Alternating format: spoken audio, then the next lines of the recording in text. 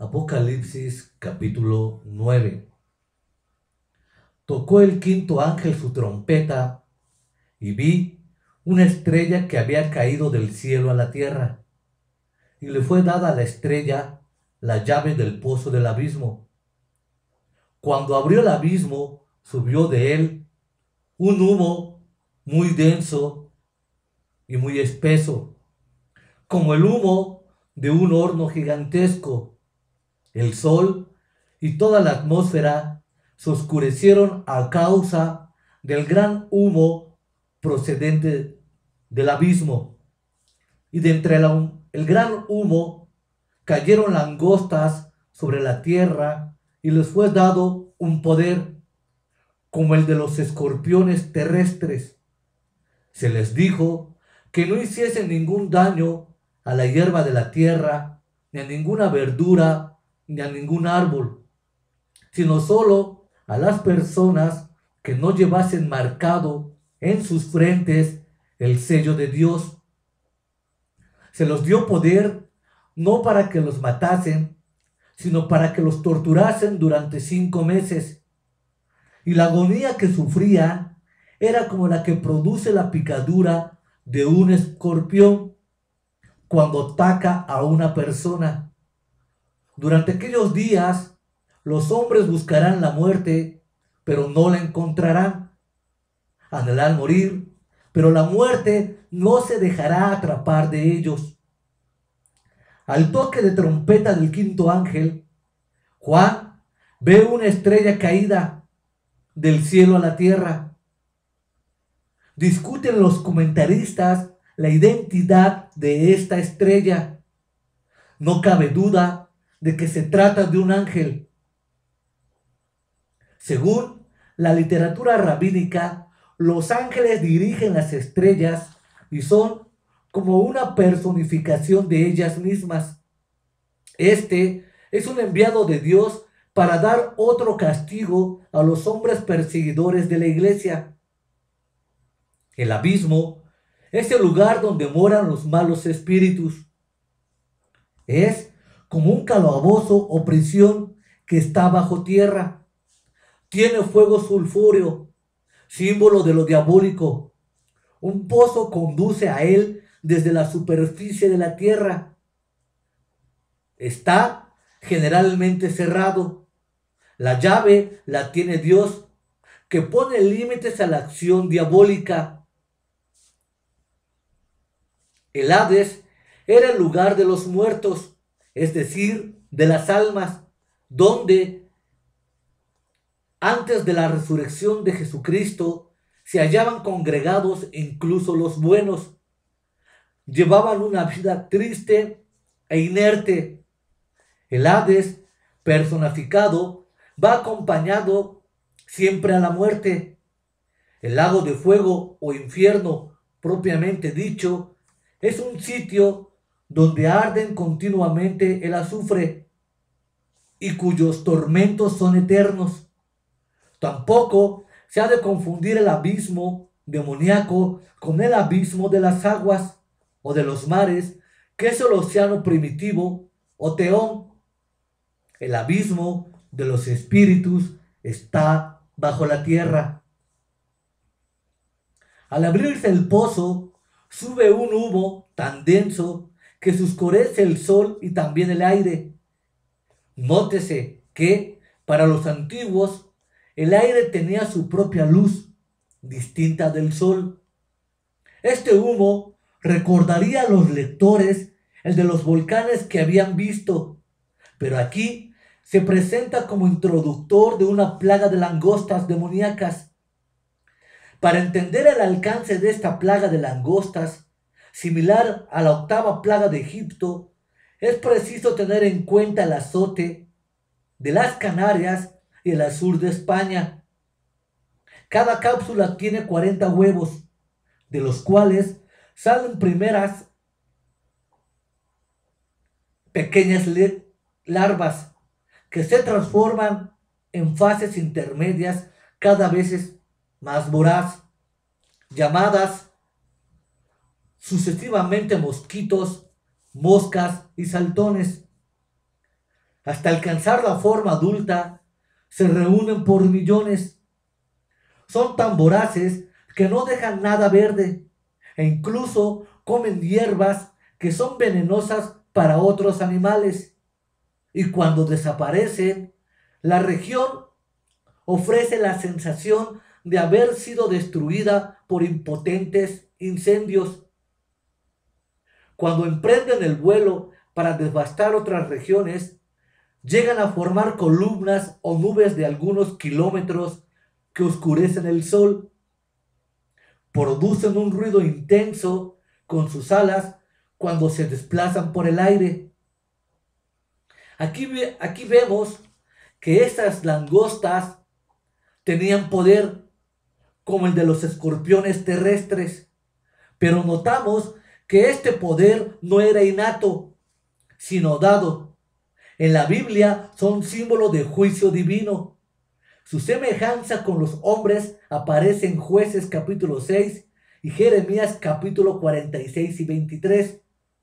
Pero, cosa curiosa, a estas diabólicas langostas se les manda que hagan lo contrario de lo que hacen las langostas naturales, pues estas dañan exclusivamente a la vegetación, mientras que a las langostas demoníacas se les mande que no dañen precisamente a la vegetación, sino solamente a los hombres no sellados. Notemos, de paso, que aquí están las tres divisiones de la vegetación que hallamos en Génesis capítulo 1, versículo 11 y 13. El poder que se les dio con respecto a los hombres no fue para matarlos, sino para atormentarlos durante 5 meses. Lo hacen durante ese preciso espacio de tiempo, porque ese es realmente el lapso de tiempo al que llega la longevidad media de una langosta, primavera y en verano. Y se nos dice expresamente que este tormento no alcanza a los que fueron sellados. El tormento que causa estas langostas es tal que los hombres preferirán la muerte, pero ésta huirá de ellos. Contrasta con el caso del apóstol Pablo, quien deseaba la muerte, pero no para huir del sufrimiento, sino para estar con Cristo, lo cual es muchísimo mejor. Y aún con esta gloriosa perspectiva por delante, prefería quedarse por algún tiempo más en esta vida, por amor a los hijos de Dios, para quienes tan provechosa era su estancia en este mundo. Los escorpiones causan un dolor tremendo, aun cuando rara vez sea mortal su picadura para el hombre.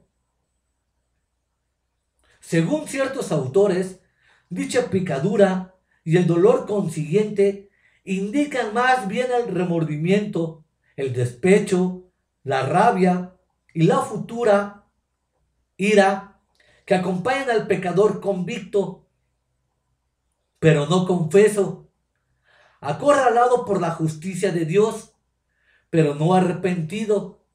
Es decir, personas que sinceramente leen la Biblia, que sinceramente van a los cultos, que sinceramente buscan de Dios, pero siguen atrapados o atrapadas en algún pecado.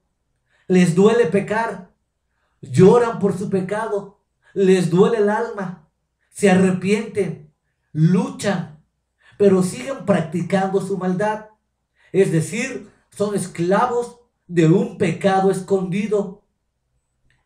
Por eso es que las iglesias modernas están llenas de multitudes y de sujetos de este tipo de personas. Personas que siguen esclavizadas a algún tipo de pecado y por eso no permiten que la gloria y la plenitud del Espíritu Santo brille en sus corazones. Porque escrito está que Jesús dijo: si yo os libertare, seréis verdaderamente libres. Pero para que tú seas libre de todo pecado, tienes que venir al Salvador. porque Jesús también dijo, y no quieren venir a mí porque sus obras son malas. Entonces tendrás que dejar tus obras malas y recurrir al Salvador, quien murió por ti en esa cruz. En todo caso, la desesperación que aquí se describe llega a unos límites que no podemos imaginarnos. Ahora bien, es cierto que todos estos efectos espirituales podrán darse en los hombres atormentados por dichas picaduras, pero eso no quiere decir que se haya de descartar el sentido literal.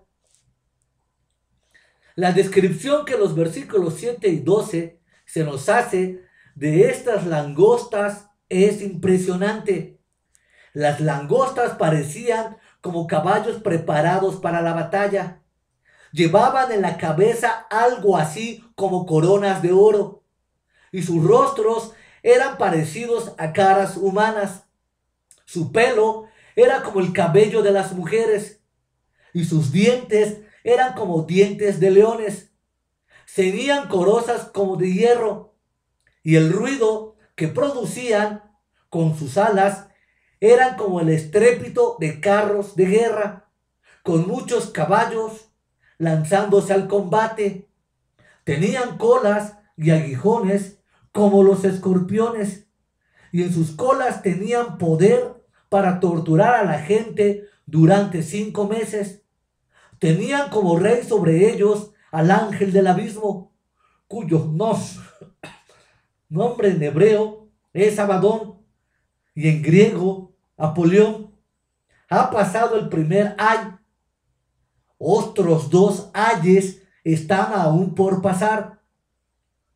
Al ser semejantes a caballos preparados para la batalla, estas langostas están mostrando su carácter punitivo. La similitud de las langostas con caballos es mencionada con frecuencia por los escritores antiguos. Al llevar algo así como coronas de oro, indican que cada uno saldrá vencedor en la batalla, a la vez que ostentan como una caricatura de la victoria justa, que es la victoria del bien. Tanto las coronas como el parecido con las caras humanas parecen indicar que la realidad no versa sobre animales, sino sobre seres intelectuales.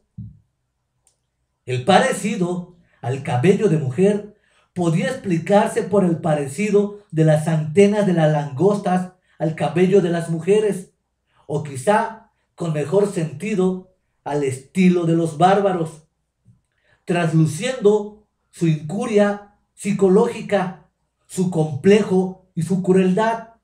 Sus dientes como de leones indicarían su poder implacable y destructor. Sus corazas como de hierro o acero simbolizan que es muy difícil dañarles, a semejanza de las escamas con que tienen revestida su dura piel las langostas. El ruido de sus alas, como el estrépito de carros de guerra, con muchos caballos lanzándose al combate, es una imagen que subraya al arrollador avance de su frente de batalla. Imagen muy expresiva para los pueblos del Oriente, especialmente para los judíos, que podían recordar no solo el ruido de una invasión masiva de langostas, sino más aún el fragor de las huestes invasoras de egipcios y asirios. Finalmente, sus colas y aguijones muestran el veneno de su naturaleza diabólica, así como el verdadero límite del castigo que infligen, pues indica que no son soberanos en su modo de ser y en su modo de actuar, sino, al fin y al cabo, criaturas limitadas que no pueden sobrepasar el límite de la permisión divina. De este maligno ejército tiene un rey, el ángel del abismo, esto es, el jefe de ese fondo del Seol, del que procede. Juan le da un nombre arameo, Abaddon, cuya forma hebrea, Jajabadón, significa destrucción o perdición. exactamente lo contrario de la salvación que trae Jesucristo. A continuación, Juan da su nombre griego, Apolión, en participio de presente, que significa el que constantemente destruye y echa a perder, de tal forma que constatan la terrible posibilidad del círculo del abismo, como formando parte de las huestes sujetas a él, como fueron o son los dos hijos de perdición, Judas capítulo 17 versículo 12, y el anticristo, segunda de Tesalonicenses capítulo 2 y 3, versículos 13 y 21. Tocó su trompeta el sexto ángel y oí una voz que salía de 4 esquinas del altar de oro que está delante de Dios. La voz dijo al sexto ángel que tenía la trompeta: suelta a los 4 ángeles que están atados a la orilla del río Éufrates. Y los 4 ángeles que habían estado allí en reserva para este preciso momento de aquel día, mes y año, quedaron sueltos para dar muerte a la tercera parte de la humanidad. El número de las tropas de a caballo era de 200 millones. Yo oí su número. Los caballos y los jinetes que yo vi en mi visión eran así. Los jinetes llevaban corazas de color rojo encendido, azul oscuro y amarillo como el azufre. Las cabezas de los caballos parecían cabezas de leones, y de sus bocas salía fuego, humo y azufre. Por efecto de estas 3 plagas murió la tercera parte de la humanidad, esto es, por el fuego, el humo y el azufre que salía de sus bocas. El poder de los caballos estaba en sus bocas y en sus colas, pues sus colas eran como serpientes, tienen cabezas y con ellas producen daño. El resto de la humanidad que no había perecido a causa de estas plagas, todavía no se arrepintieron de la obra de sus manos. No cesaron de adorar a los demonios, ni a los ídolos de oro, plata, bronce, piedra y madera, ídolos que no pueden ver, ni oír, ni andar, ni se arrepintieron de sus homicidios, ni de sus artes mágicas, ni de su inmoralidad sexual, ni de sus robos. Aquí cabe hacer la primera aclaración puntual. La Biblia describe como gran pecado el adorar imágenes, ya sea que las adores o las veneres, como siempre ha pretendido la Iglesia Católica Romana, pisotear y alterar el texto sagrado. La Biblia declara que los hombres que no dejaron de adorar imágenes de piedra, de plata, de bronce, de oro, de madera, de yeso, de cartón o cualquier otro tipo de material, no va a heredar el reino de Dios. Por lo tanto, la ramera del Apocalipsis, es decir, la Iglesia Católica Romana, es culpable, en primera, de violentar los mandamientos de Dios, porque escrito está en Éxodo capítulo 20, no te harás imagen ni ninguna otra cosa semejanza que está arriba en los cielos o debajo de la tierra. Y la Iglesia, con su prostitución acostumbrada, ha quebrantado este mandamiento dado, es decir, ha promulgado, ha promovido la idolatría de una forma atroz, solo con el único fin de enriquecer sus bolsillos, porque ya sabemos las grandes ganancias que genera la venta de muñequitos y la venta de ídolos para que la gente los siga adorando. De tal forma que es importante hacer hincapié que el idólatra, la gente que adora, venera, se postra, le pone flores, le canta, los limpia, le pone el agua, la flor, la vela a sus ídolos mudos, no va a heredar el reino de Dios. Y aquí estriba el gran pecado de la ramera del Apocalipsis, en que está condenando y mandando a sin fin de gente a un infierno de tormento a causa de su gran idolatría. Esto es muy grave y debería ser reconsiderado de manera especial a fin de pretender heredar la vida eterna. Podemos subdividir esta sección en 4 partes. Número 1, el toque de trompeta y la orden que se le da al 6º ángel. Número 2, la suelta de los 4 ángeles y el número de las tropas prestas para el combate. Número 3, la descripción de los caballos y de los jinetes. Y número 4, la reacción negativa de los hombres que sobrevivieron a las plagas.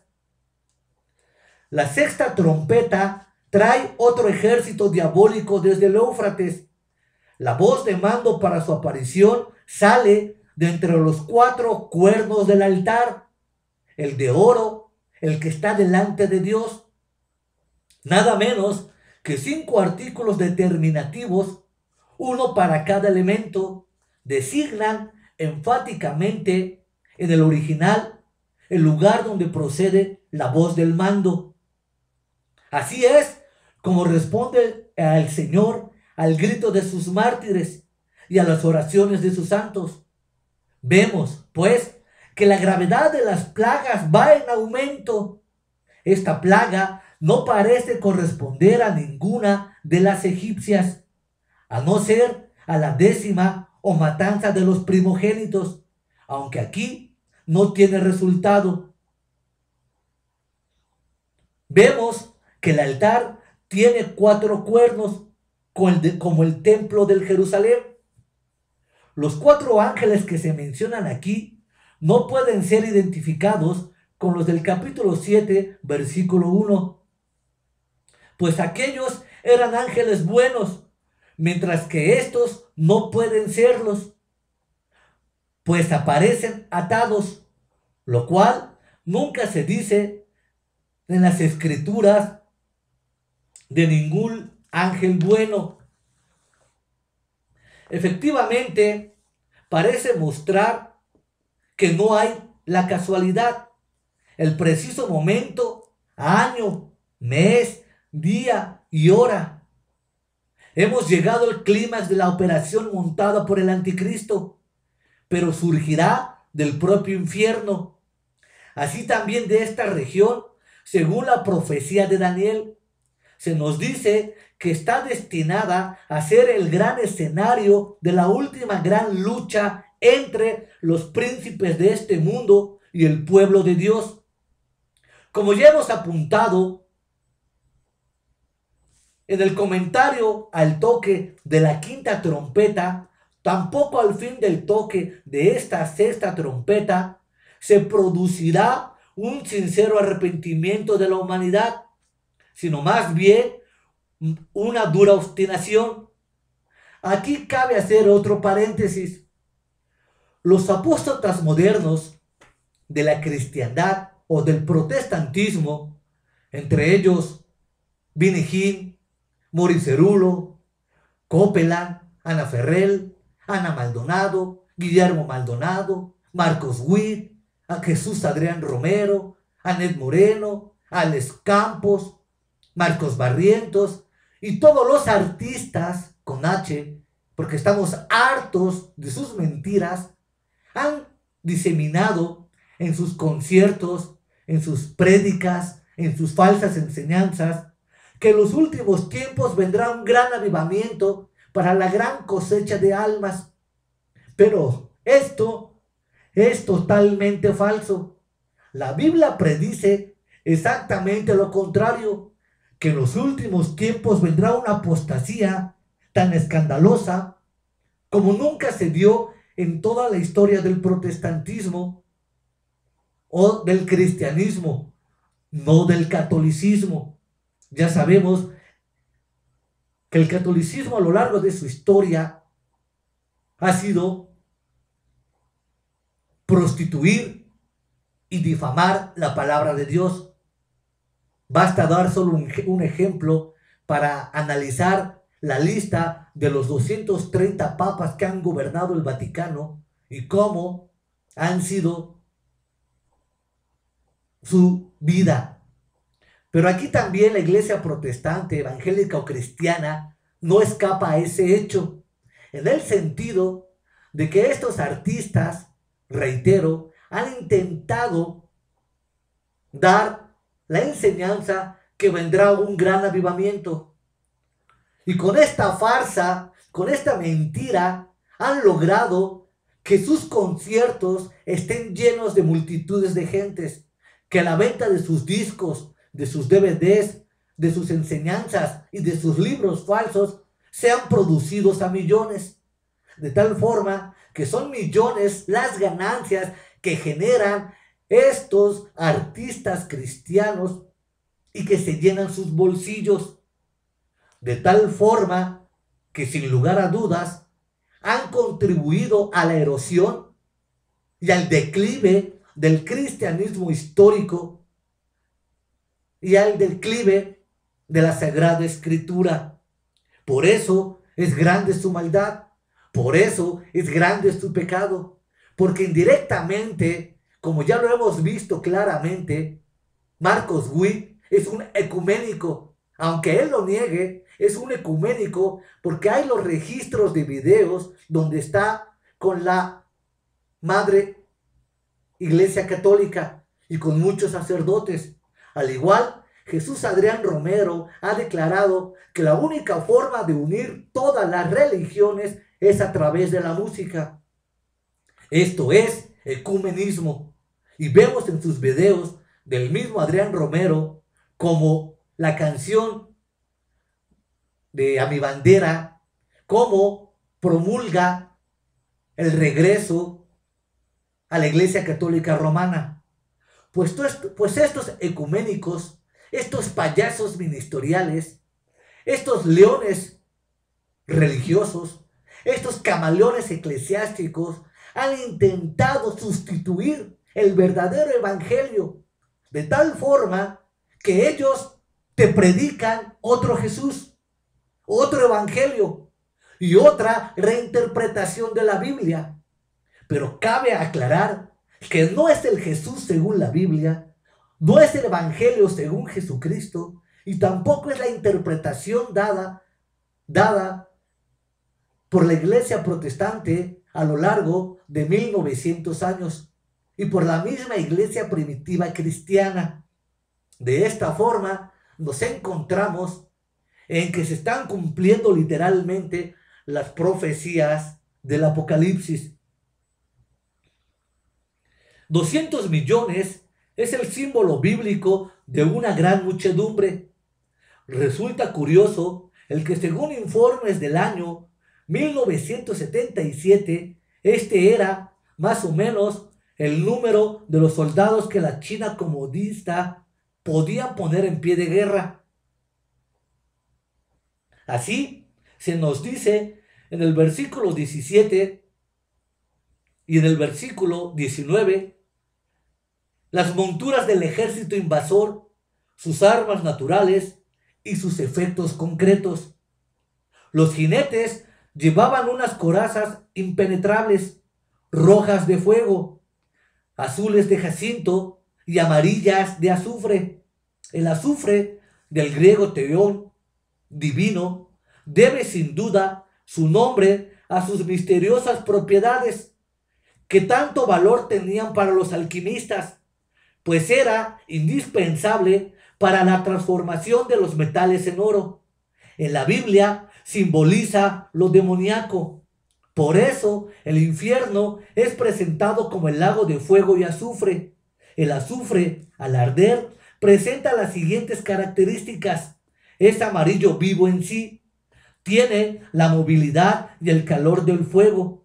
con una llama finamente azulada, de tinte malva, y forma un humo agobiante y asfixiante, acre y penetrante.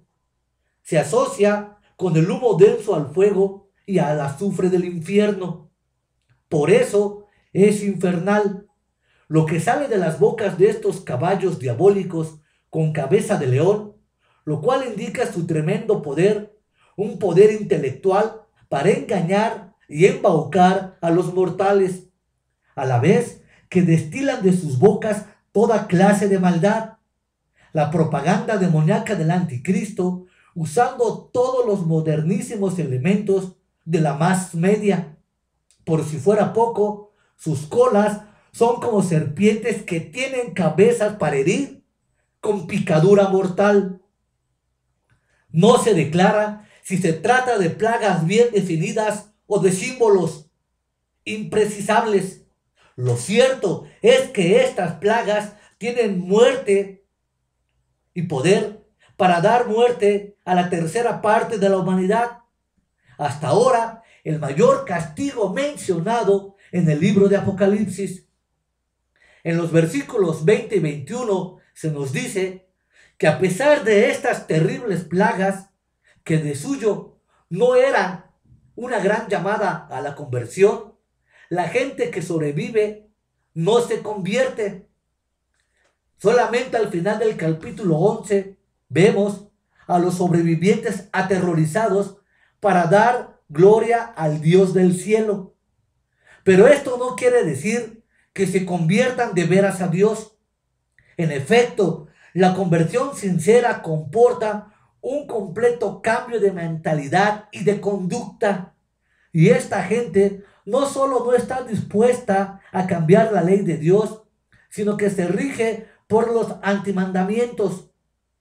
Contra Dios, la idolatría, de donde brotan todas las demás maldades del inconverso, de la idolatría que tanto escupe la Iglesia Católica Romana. Contra el prójimo, los tres crímenes más notorios y perversos son el homicidio, el adulterio y la fornicación, y por último, el hurto.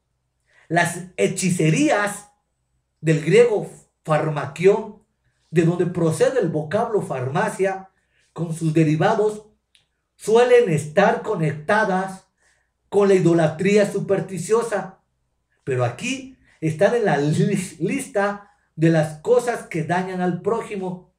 Por eso, el último capítulo del Apocalipsis, versículo 21, capítulo 21, versículo 8, cita que los que practican la idolatría no van a heredar el reino de Dios y estarán fuera de las puertas de la Nueva Jerusalén. De ahí, reitero, el hincapié de que toda verdadera persona que intente llegar a la salvación tendrá que dejar su espantosa y abominable idolatría. La Biblia no da opción, y la opción es que el hombre abandone todo su pecado y toda su maldad y recurra a la sangre del Salvador en un sincero arrepentimiento para la obtención de la vida eterna. Lo he dicho una vez y lo reitero: el aceptar a Jesús, la frase mágica o la oración mágica tan comúnmente en los círculos protestantes, no salva a nadie. La oración acepta a Jesús no es una oración bíblica, no es una oración histórica, no es una oración que te va a llevar a la salvación.